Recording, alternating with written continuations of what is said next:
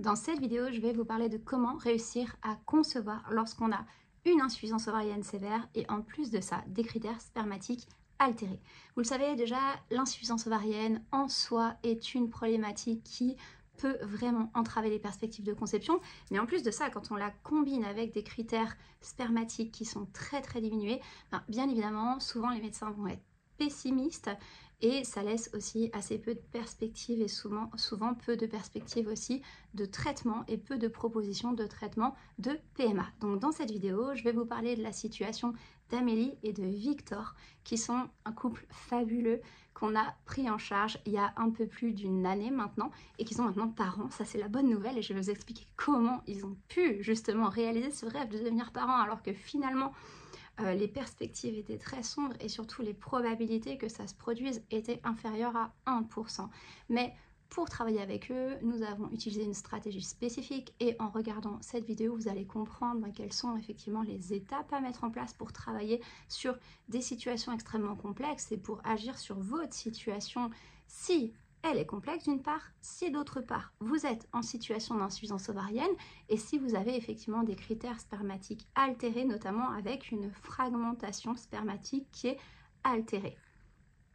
Donc pour commencer avec la situation d'Amélie et de Victor, la première fois que je rencontre Amélie et Victor dans le cadre de l'accompagnement, déjà ils sont en larmes quasiment.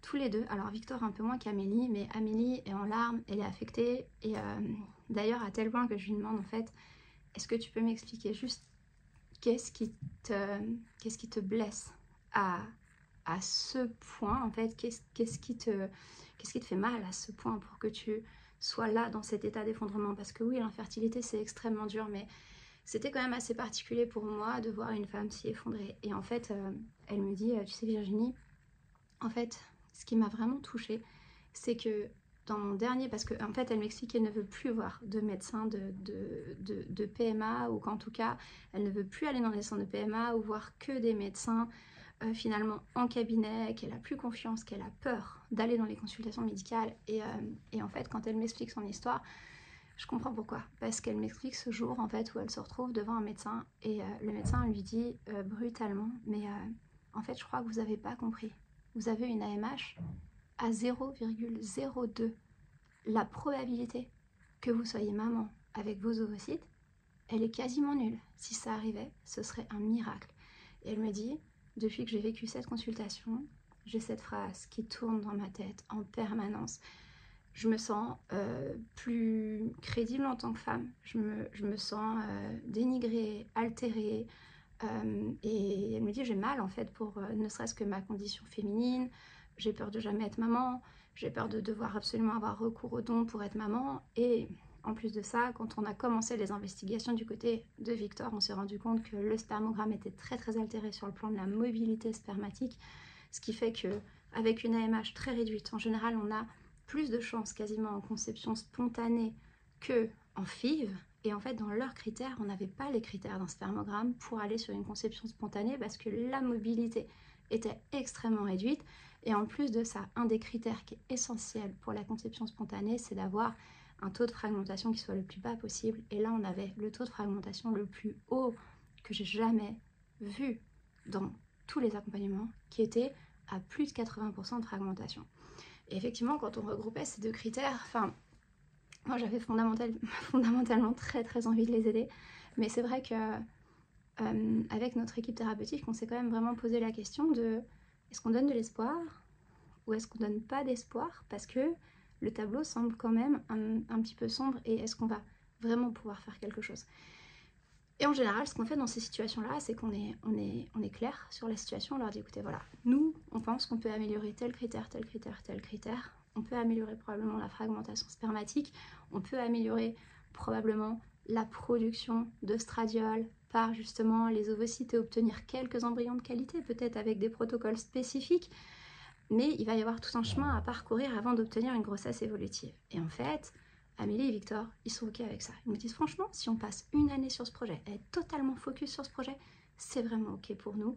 On fait ça, c'est notre priorité. On veut être parents avec nos gamètes. Moi déjà, j'ai une admiration incroyable pour ces couples qui sont tellement combatifs, parce que c'est dur entre eux aussi, hein, clairement. Ça demande beaucoup d'aménagement, ça demande beaucoup de réflexion, ça demande aussi d'aller vraiment dans l'intimité des choses parce qu'on va investiguer sur des analyses biologiques chez l'un, chez l'autre. C'est un vrai parcours qui peut séparer comme il peut rapprocher. Et en l'occurrence, eux, ça les a beaucoup rapprochés. C'était vraiment très beau à voir. Et du coup, donc pour en revenir à la situation, on se dit ok, on sait quel combat on a à mener. Chez Amélie, on doit vraiment travailler sur la qualité des ovocytes. On peut assez difficilement faire proliférer une quantité d'ovocytes. Par contre, on peut vraiment travailler sur la qualité. Et si en face de ça, on arrive à améliorer la qualité du spermogramme, ce sera génial. Donc, on va mener des investigations, mettre des choses en place. On travaille sur tous les éléments qui nous semblent un petit peu péjorés. Et en l'espace de 6 mois, on arrive déjà à obtenir un taux de fragmentation qui est passé de plus de 80% à 30%, ce qui était quand même relativement bien et ce qui était même inespéré parce qu'il a diminué de plus de moitié. Alors 30%, on n'est pas encore dans des critères qui sont des critères excellents, mais parfois quand on part de très loin, on ne cherche pas forcément à atteindre des critères excellents, on cherche à atteindre des critères qui sont justement, qui permettent de rendre une conception accessible et qui permettent d'aller de nouveau sur un protocole parce que jusqu'alors, la majorité des médecins leur disaient de toute façon vos critères sont tellement altérés, on va même pas vous faire une FIV. Et une chose que je vous ai pas dit, c'est que Amélie avait déjà fait 2 FIV. Elle avait déjà fait, même pas vraiment des FIV, elle avait fait des stimulations sur lesquelles à chaque fois elle avait moins de 2 ovocytes, moins de 2 follicules, moins de 2 ovocytes, et il n'y a même pas eu de ponction. Et c'est la raison pour laquelle les médecins disaient de toute façon, on ne vous suivra pas dans une nouvelle FIV. Il nous faut plus de comptage folliculaire, il nous faut une AMH plus haute. Et il s'est passé quelque chose de très intéressant. En l'espace de 6 mois, on a donc amélioré la fragmentation sur le spermogramme de Victor. Mais pas que. En l'espace de 6 mois. Je me rappelle d'ailleurs de ça. Et franchement, dans le contexte, je les aime beaucoup. Ce couple, vraiment, je les aime beaucoup. Comme je vous l'ai dit, je suis pleine d'admiration pour eux. Et je me prépare pour aller au ski. Je sors sur la piste de ski. Et là, je reçois un appel d'Amélie. Je dis tiens, je réponds, elle a dû recevoir ce résultat d'analyse, je réponds et elle me dit Virginie, j'ai une AMH qui a fait un x20, je suis à plus de 0,5 d'AMH. Et là, je suis scotchée, j'ai passé la meilleure journée de ski de ma vie parce que j'étais tellement contente pour elle. Et c'était pas que l'AMH, on avait amélioré le ratio FSH-LH. En fait, d'un coup, on se retrouvait avec des indicateurs qui étaient vraiment bons. Donc, on avait des indicateurs qui étaient bien meilleurs sur le plan masculin, qui étaient ok, pas optimaux, pas peut-être dans la norme de ce qu'on veut pour une FIV, mais ils étaient tellement améliorés déjà. Et sur le plan également de l'AMH et des critères hormonaux, on avait des critères hormonaux qui étaient bien meilleurs. Du coup, au moment où on voit ça, elle me dit bon, qu'est-ce qu'on fait? Du coup, est-ce qu'on retente justement une FIV ou pas? Et on valide que oui, on retente une FIV. Donc elle va consulter un médecin en qui elle a confiance, le seul médecin en qui il lui reste un petit lot de confiance. Et le médecin lui dit ok, là c'est vrai que les critères vont vraiment beaucoup bougé. Donc ce que je vous propose, c'est une FIV avec une double stimulation. On préserve les ovocytes de la première stimulation, on refait une stimulation, on crée les embryons avec les ovocytes qu'on a récoltés sur les 2 stimulations. Et l'idée, c'est d'avoir au moins un embryon, ce qu'on n'avait jamais obtenu jusqu'alors. Elle fait ça. Sur les 2 stimulations, on obtient 5 ovocytes. C'est déjà pas mal chez une femme qui n'avait jamais pu avoir de ponction tellement il n'y avait pas d'ovocytes. On obtient 5 ovocytes et sur ces 5 ovocytes, on obtient 2 embryons blastocystes de magnifique qualité. Et ça, c'était un challenge juste incroyable. Et ce que je veux vous transmettre aussi comme message dans cette vidéo, c'est vraiment de vous dire, ne vous démotivez jamais. Allez chercher des solutions. Parce que concrètement, Amélie et Victor n'avaient jamais eu d'embryon, n'avaient quasiment aucune chance de conception. Selon les médecins, leur chance était en dessous de 1% pour concevoir un enfant. Même, je crois que n'était même pas 1%, 0, quelque chose.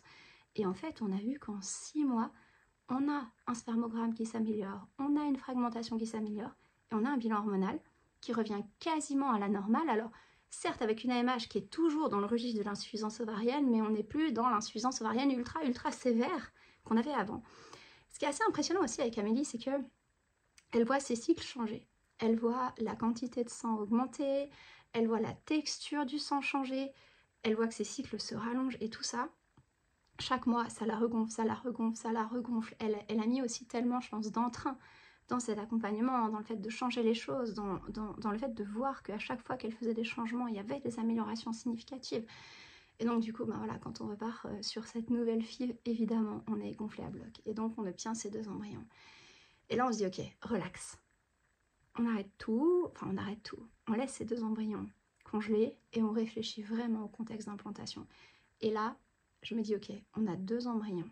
On ne fait pas d'erreur sur ces 2 embryons. On travaille un contexte d'implantation au top, du top, du top. Et là, on a réalisé l'intégralité du nécessaire en termes d'analyse pour préparer justement ce transfert dans les meilleures conditions possibles. Donc on est allé réaliser des bilans immunitaires un peu spécifiques, on est allé réaliser des bilans hormonaux, et on a eu en fait un cycle de transfert sur lequel toutes les cases étaient cochées, que ce soit sur le plan des ratios hormonaux qu'on surveille, que ce soit sur le plan des ratios immunitaires, toutes les cases étaient cochées. On transfère ce premier embryon sur les 2, et devinez quoi? Eh bien cet embryon donne une grossesse, qui est une grossesse évolutive. Amélie et Victor sont parents. Et d'ailleurs, pour la petite anecdote, j'ai reçu récemment un message de leur part sur lequel ils me disent en fait, on aimerait vraiment prochainement commencer à préparer le transfert du second embryon, qui est probablement le 2e enfant de notre famille. On aimerait le préparer aussi bien que le premier transfert, parce que on peut vraiment avoir cette probabilité. Vous imaginez, ils partent d'une situation sur laquelle ils ont quasiment aucune chance de concevoir, et ils se retrouvent avec un enfant, et peut-être un 2e enfant, avec seulement une FIV, et seulement 2 embryons. Ce serait vraiment incroyable. Donc, le message que je veux vous transmettre, c'est que concrètement, quelles que soient les problématiques que vous rencontrez, quelle que soit la grandeur de ces problématiques en termes d'insuffisance ovarienne, en termes de problématiques du spermogramme, tout est une question de stratégie, de temps, de compréhension et d'action ciblée, d'action spécifique. Parce que concrètement, Amélie, elle avait aussi déjà essayé de mettre des choses en place, elle avait fait de l'ostéopathie, elle avait fait de l'acupuncture, elle avait commencé à prendre des compléments alimentaires, mais ça n'avait pas fait bouger sa situation. Pourtant, elle avait essayé. Mais encore une fois, une stratégie, ça ne s'invente pas. Ça se comprend et ça se met en action avec précision, une fois qu'on a compris la situation. C'est la raison pour laquelle, dans le cadre de nos accompagnements, on travaille en permanence avec 2 thérapeutes qui permettent de comprendre la situation dans son intégralité. On a aussi la possibilité de travailler avec plus de 10 thérapeutes sur une situation si vraiment on a des difficultés de compréhension ou que certains détails nous paraissent un petit peu particuliers. On travaille avec des algorithmes qui vont aussi nous permettre de repérer des profils et des sous-profils qui nous sont très utiles dans la mise en place des conseils et des actions. Ce qu'on veut, c'est vraiment se focaliser sur les éléments clés qui vont changer le résultat et qui vont produire du résultat. Parce que finalement, des conseils fertilité, vous pouvez en trouver 1000, mais ceux qui produisent du résultat chez vous particulièrement, c'est une vraie loterie. Si vous n'êtes pas stratégique, si vous n'avez pas la compréhension de votre situation, en réalité, c'est qu'une loterie. Et nous, on veut éviter cette loterie. Ce qu'on veut, c'est avoir de la certitude, de la clarté et de la compréhension sur les éléments qu'on avance. Et d'ailleurs, si vous avez déjà envie de commencer ce schéma, de commencer à comprendre comment vous fonctionnez, comprendre quel est votre profil, on a créé un questionnaire qui s'appelle le Fertilin Score, qui fonctionne aussi avec un algorithme. Alors c'est un petit algorithme par rapport à l'algorithme de nos programmes, qui sont des algorithmes énormes à plus de 200 questions. Là c'est un tout petit algorithme, mais qui permet déjà de vous donner des axes d'orientation et des pistes par rapport à votre situation. Ça vous permettra déjà de comprendre si vous avez des leviers que vous pouvez actionner pour déjà améliorer votre situation de fertilité. Cet algorithme, il est à disposition. Vous trouvez le lien juste en dessous dans le descriptif. Il est à votre disposition, il est gratuit, et en fait si vous trouvez que les éléments sont pertinents ou si vous voyez que plusieurs éléments sont déséquilibrés, vous pouvez par la suite prendre un appel avec une de nos ambassadrices, discuter de votre situation avec elle, de vos challenges, de vos objectifs, de ce que vous avez déjà essayé, et là on pourra vous proposer, ou non, parfois on peut pas, parfois on n'a pas de solution pour vous, mais on pourra vous proposer ou non l'accompagnement qui est adapté à vos besoins. Donc, vous l'aurez compris, si vous avez le bon objectif, la bonne stratégie, que vous prenez les bonnes décisions et que vous êtes bien accompagné, même la pire des situations peut se transformer dans le meilleur du meilleur du meilleur du meilleur. Alors, on croise les doigts pour vous, on est là pour vous accompagner. Et donc, passez déjà cette première étape, commencez par le Fertilin Score, et ensuite, on discute avec vous de comment on peut vous aider au mieux dans vos objectifs et votre situation.